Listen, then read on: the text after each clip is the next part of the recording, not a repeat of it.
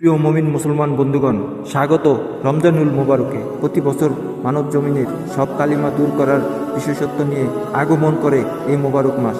রমজান মাস হচ্ছে আল্লাহর নৈকট্য লাভের বিশেষ এক মৌসুম। এই মাস কোরআন অবতরণের মাস, রহমত, মাগফিরাত ও মুক্তি অর্জনের সুবর্ণ সুযোগ নিয়ে প্রতি বছর আগত হয় এই মাস।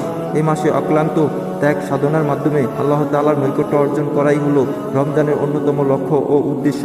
মহান প্রভু ঘোষণা করেন, হে ইমানদারগণ, তোমাদের উপর রোজা ফরজ করা হয়েছে, যেমন ফরজ করা হয়েছে তোমাদের পূর্ববর্তী লোকদের উপর, যেন তোমরা পরেজগারি অর্জন করতে পারো। সূরা আল বাকারা আয়াত নম্বর 183। অপর আয়াতে আল্লাহ তাআলা বলেন, রমজান মাস যাতে অবতীর্ণ করা হয়েছে কোরআন, যা মানুষের জন্য হেদায়েত এবং সত্যপথ যাত্রীদের জন্য সুস্পষ্ট পথ নির্দেশ আর ন্যায় ও অন্যায়ের মাঝে পার্থক্য বিধানকারী। অতএব তোমাদের মধ্যে যে এই মাসটি পাবে সে এই মাসে রোজা রাখবে। যে লোক অসুস্থ কিংবা মুসাফির অবস্থায় থাকবে সে অন্য দিনে রমজানের গণনা পূরণ করবে।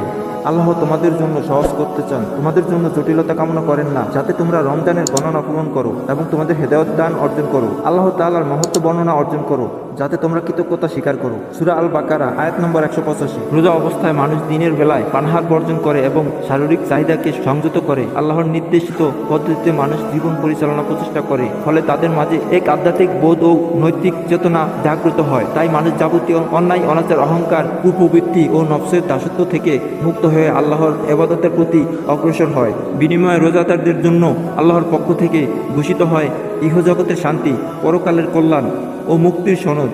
এই রমজান মাসে যাবতীয় পাপাচার অর্জন করার সুদৃঢ় প্রত্যয় গ্রহণ করাই রমজানের অন্যতম প্রস্তুতি। রমজান মহান আল্লাহ তাআলার পক্ষ থেকে মুসলমানদের জন্য এক বিশাল নিয়ামত। এই মাস মুসলমানদের জন্য ত্যাগ সাধনা ও প্রশিক্ষণের মাস। এই মাসে রয়েছে আত্মশুদ্ধি ও নৈতিক পরিশুদ্ধি লাভের অপরন্ত সুযোগ। প্রত্যেক মুসলমানের জন্য একান্ত কর্তব্য হলো রমজানের জন্য যথাযথভাবে প্রস্তুতি গ্রহণ করা। সাহাবী আনাস রাদিয়াল্লাহু থেকে বর্ণিত, রাসূল সাল্লাল্লাহু আলাইহি ওয়াসাল্লাম ইরশাদ করেন, এটা রমজান মাস যা তোমাদের মাঝে আগমন করেছে। এই মাসে জান্নাতের ফটকগুলো খুলে দেওয়া হয় এবং জাহান্নামের ফটকগুলো বন্ধ করে দেওয়া হয় আর শয়তানগুলোকে শিকল লাগানো হয়। রাসূল সাল্লাল্লাহু আলাইহি ওয়াসাল্লাম ইরশাদ করেন, যে ব্যক্তি ঈমানের সঙ্গে সওয়াবের আশায় রমজান মাসে রোজাগুলো রাখে তার পিছনে সব পাপ ক্ষমা করে দেওয়া হয়। রাসূল সাল্লাল্লাহু আলাইহি ওয়াসাল্লাম ইরশাদ করেন, রোজাদারদের জন্য দুটি আনন্দ মুহূর্ত, একটি ইফতারের সময় এবং অপরটি আল্লাহর সঙ্গে তার সাক্ষাতের সময়। রোজাদারদের মুখের ঘ্রাণ আল্লাহর কাছে মিশকে আম্বরের মতো। সেহরি খাওয়ার ফজিলত আছে। সেহরি খাওয়া রাসূল সাল্লাল্লাহু আলাইহি ওয়াসাল্লামের সুন্নত, এতে বরকত আছে। সামান্য পানি পান করলেও